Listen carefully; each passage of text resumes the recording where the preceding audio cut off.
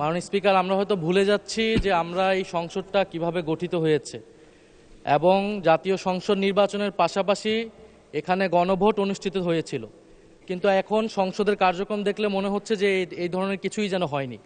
ফলে এটি যে কোনো জনগুরুত্বপূর্ণ ইস্যুর তুলনায় সবচেয়ে বেশি গুরুত্ব সহকারে এই সংসদে আলোচনা হওয়া উচিত, এর সুরাহা হওয়া উচিত। জুলাই জাতীয় সনদ সংবিধান সংস্কার বাস্তবায়ন আদেশ 2025, যেটা আদেশ নম্বর 1 এর অনুচ্ছেদ 10 অনুযায়ী সংবিধান সংস্কার পরিষদের অধিবেশন আহ্বান প্রসঙ্গে নোটিশে বিস্তারিত লেখা আছে। এই বিষয়টি আলোচনার জন্য উত্থাপিত হলো।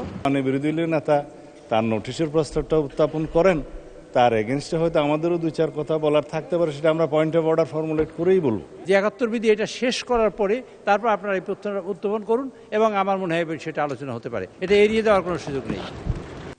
আমি সম্মান রেখেই মাননীয় চিফ হুইপের প্রতি বলতে বাধ্য হচ্ছি, 15 তারিখের অধিবেশনে পয়েন্ট অফ অর্ডারে দাঁড়িয়ে আমি অতি জনগুরুত্বপূর্ণ একটি বিষয় উত্থাপন করেছিলাম। 200-র বেশি সার্ভিস ও ফিচারে লেনদেনের সব বিকাশ অ্যাপে সম্ভব। মাননীয় স্পিকার আমাকে পরামর্শ দিয়েছিলেন যথাযথভাবে নোটিশটি সাবমিট করার জন্য, তা আমরা করেছি। আমি মহান সংসদে আপনার মাধ্যমে এই নোটিশটি উত্থাপন করলাম। নোটিশের বিষয় হচ্ছে জুলাই জাতীয় সনদ সংবিধান সংস্কার বাস্তবায়ন আদেশ 2025, যেটা আদেশ নম্বর 1 এর অনুচ্ছেদ 10 অনুযায়ী সংবিধান সংস্কার পরিষদের অধিবেশন আহ্বান প্রসঙ্গে নোটিশে বিস্তারিত লেখা আছে। এই বিষয়টি আলোচনার জন্য উত্থাপিত হলো। আপনি আলোচনার জন্য মঞ্জুর করবেন। ধন্যবাদ মাননীয় স্পিকার। মাননীয় চিফ হুইপ। মাননীয় বিরোধী দলীয় নেতাকে অসংখ্য ধন্যবাদ। বিষয়টি এরকমের যে মাননীয় স্পিকার, আপনি সবসময় সংসদে যে অর্ডার্স অফ দ্য ডে অনুযায়ী তারকা চিহ্নিত প্রশ্ন এবং 71 বিধি এটা শেষ হওয়ার পরেই আমরা যে কোনো বিষয়ে আলোচনা উত্থাপন করব। এটা মাননীয় বিরোধী দলীয় নেতা যে বিষয়ে উত্থাপন করেছেন, আপনি 71 বিধি শেষ করার পরে যদি আপনি চান, ইনশাআল্লাহ তাকে সময় দিতে পারেন এবং আমরা এই বিষয়ে আলোচনা করতে পারি। ধন্যবাদ মাননীয় স্পিকার। মাননীয় বিরোধী দলের উপনেতা। মাননীয় স্পিকার, সেদিন জনাব স্পিকার বলেছিলেন যে আলোচ্য এই ধরনের কোনো বিষয় থাকলে এটা কেবল প্রশ্নোত্তরের পরেই হবে। আমি সেই মোতাবেকই দাঁড়িয়েছি এবং আমি মনে করি এটা আমার অধিকার এবং দায়িত্ব। আমি বিশ্বাস করি এটা আপনি এইভাবেই গ্রহণ করবেন। ধন্যবাদ আপনাকে। মাননীয় স্বরাষ্ট্রমন্ত্রী মহোদয়। টাইমটা দেন মাননীয় চিফ, যদি 1 মিনিট টাইম। মাননীয় স্পিকার, আপনাকে ধন্যবাদ। এটা মাননীয় স্পিকারের এখতিয়ার, যদি মাননীয় স্পিকার সময় না দেন আমি বসে পড়তে পারি।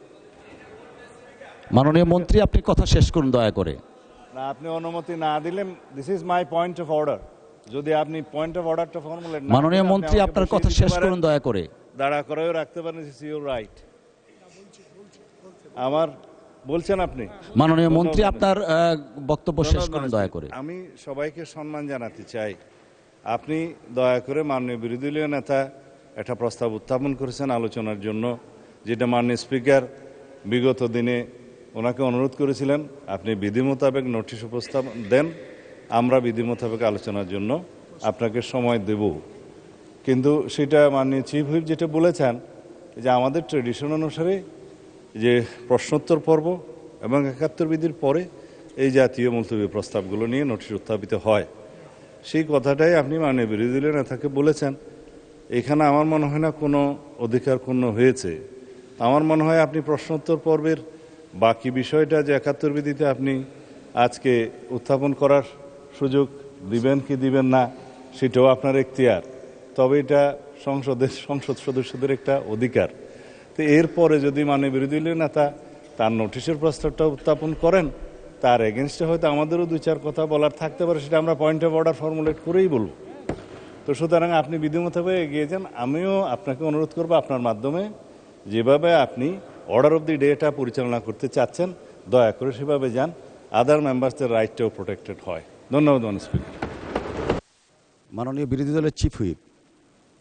মাননীয় স্পিকার, আপনাকে ধন্যবাদ। মাননীয় স্পিকার, আমরা হয়তো ভুলে যাচ্ছি যে আমরা এই সংসদটা কিভাবে গঠিত হয়েছে এবং জাতীয় সংসদ নির্বাচনের পাশাপাশি এখানে গণভোট অনুষ্ঠিত হয়েছিল, কিন্তু এখন সংসদের কার্যক্রম দেখলে মনে হচ্ছে যে এই ধরনের কিছুই যেন হয়নি। ফলে এটি যে কোনো জনগুরুত্বপূর্ণ ইস্যুর তুলনায় সবচেয়ে বেশি গুরুত্ব সহকারে এই সংসদে আলোচনা হওয়া উচিত, এর সুরাহা হওয়া উচিত, তারপরে আমাদের যে রেগুলার যে দৈনন্দিন কার্যক্রম সেটি হওয়া উচিত। আমরা আজকে বিধি মোতাবেকই আমাদের বিরোধী দলীয় নেতা উনি নোটিশ দিয়েছেন। আমরা আপনার প্রতি এবং এই হাউজের প্রতি আবেদন জানাচ্ছি যে আমরা প্রথমে এই যে নোটিশ আমরা দিয়েছি জনগুরুত্বপূর্ণ ইস্যুতে গণভোট এবং জুলাই সনদ বাস্তবায়ন আদেশ, সেটাতে আগে আলোচনা হোক। এটা আমাদের অনুরোধ রইল আপনার প্রতি মাননীয় স্পিকার।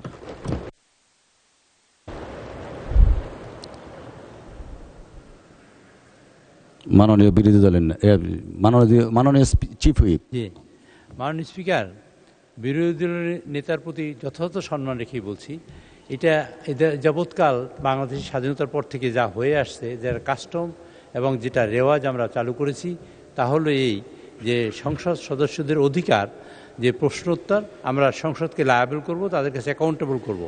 আর ৭১ বিধি আমার এলাকা বা কোনো গুরুত্বপূর্ণ বিষয় নিয়ে আলোচনা আসলে সাধারণত সেগুলো আলোচনা হয়। এটার জন্য 2 ঘন্টার সময় নির্ধারিত আছে, 1 ঘন্টা।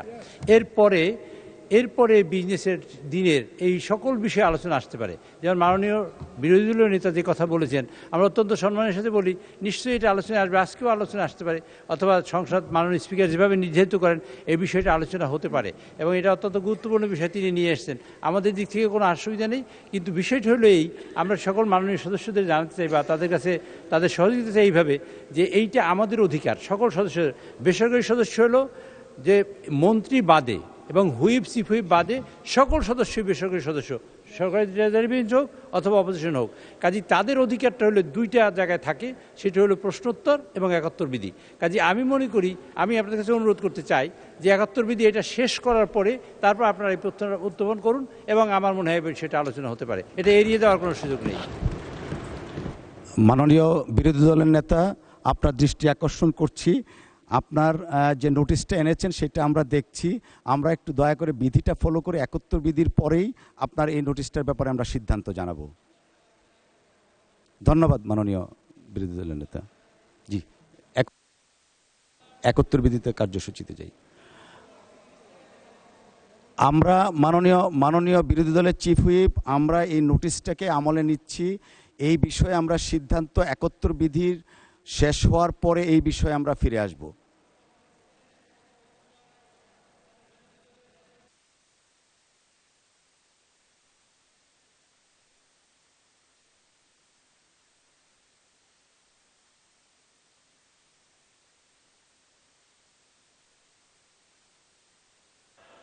মাইক দিবে মাননীয় বিরোধী দলের রায়কে সম্মান দেখানো উচিত মাননীয় স্পিকার। মাইকটা অন করেন।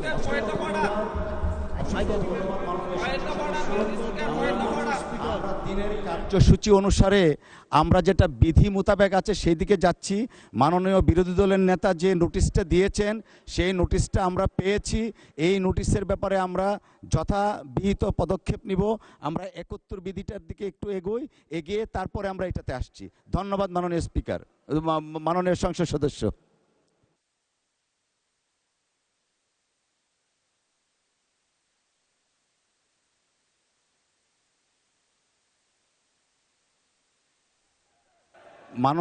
মাননীয় সংসদ সদস্য, আপনাদের দৃষ্টি আকর্ষণ করছি, আমরা অর্ডার অফ দ্য ডেতে যাচ্ছি।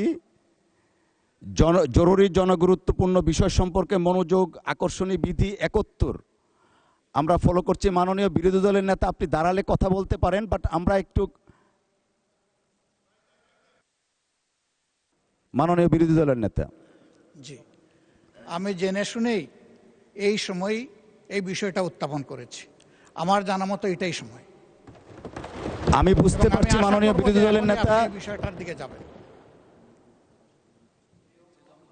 ৭১ বিধির আগে এটা উত্থাপন করার অবশ্যই সুযোগ আছে, আমি সেই মোতাবেক উত্থাপন করেছি।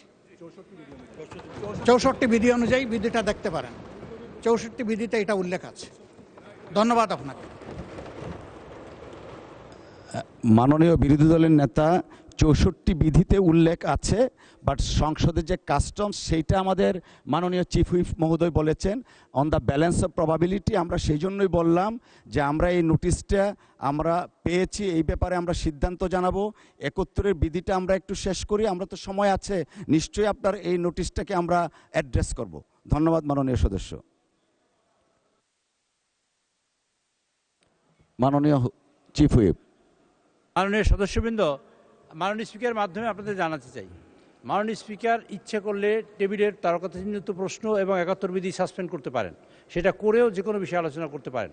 মাননীয় স্পিকার, এটা আপনার অ্যাবসলিউটলি প্রেরোগেটিভ এবং আমি মনে করি এটা অধিকার মাননীয় সকল সংসদ সদস্যদের, এবং আমি আপনাদেরও সহযোগিতা চাই যে এই অধিকার আপনাদেরও, কিন্তু এই অধিকার শুধু সরকারি দলের না, আমি কথা বলছি সকলের জন্য। কাজে এই অধিকার আপনাদেরও। আপনারা 71 বিধিতে একটা নোটিশ আনলেন, আমরা যদি এই প্রথাটা চালু করতে পারি আজকে, অসুবিধা নেই, যে মাননীয় বিরোধী দলের নেতা যে কথা বললেন কোনো সমস্যা নেই, কিন্তু কথা রইলে পরবর্তীতে যদি আবার এরকম সবাই দাঁড়াতে থাকে তাহলে সকলেরই ভবিষ্যতে প্রবলেম হবে। কাজে আমরা 71 বিধিটা করার পরে এই বিষয়টা যেহেতু আলোচনায় আসবে, এর অর্থই নয় যে আমরা আলোচনায় আনবো না। আর যদি মনে করেন যে আলোচনা এখনই করতে হবে, মাননীয় স্পিকার যদি সিদ্ধান্ত গ্রহণ করেন যে ঠিক আছে 71 বিধি সাসপেন্ডের আজকে আর হবে না, এই 71 বিধি কিন্তু আর পিছনে চলে যাবে, মাননীয় সদস্য যারা নোটিশ দিয়েছেন তাদের কিন্তু অধিকার খর্বিত হবে, এবং তারা যে এই জন্য সংসদ হিসেবে নির্বাচিত হয়ে আসছেন তাদের কিন্তু সমস্যাটা তৈরি হবে মূলত ভবিষ্যতে। কাজেই আমরা ভবিষ্যৎকে ঠিক রাখার জন্য আপনাদের এবং আমাদের মানে সকল বেসরকারি সদস্য, মাননীয় মন্ত্রী ছাড়া আর সবাই সদস্য বেসরকারি সদস্য, কাজেই তাদের অধিকার যাতে সংরক্ষিত হয় তার জন্য কিন্তু আমি এই প্রস্তাবনা দিয়েছিলাম, এবং এটাই চলে আসছে বিগত দিনে। মাননীয় স্পিকার, আপনি যদি মনে করেন যে আপনি 71 বিধি সাসপেন্ড করে আজকে মাননীয় বিরোধী দল নেতার কথা আলোচনা করবেন, আপনি করতে পারেন, কিন্তু আমি মনে করি পদ্ধতি এইটা আপনাকে জানালাম, এখন সিদ্ধান্ত আপনার। মাননীয় স্পিকার। মাননীয় বিরোধী দলের মাননীয় চিফ হুইপ, আমরা সংসদের ঐতিহ্য, রীতিনীতি এবং বিধি দ্বারা পরিচালিত। আমরা মনে করছি এখন 71 বিধিটা শেষ করার পরে আমরা মাননীয় বিরোধী দলের নেতা যে বিধি 62-র আলোকে যে নোটিশটা দিয়েছেন সেই নোটিশটা আমরা অ্যাড্রেস করব।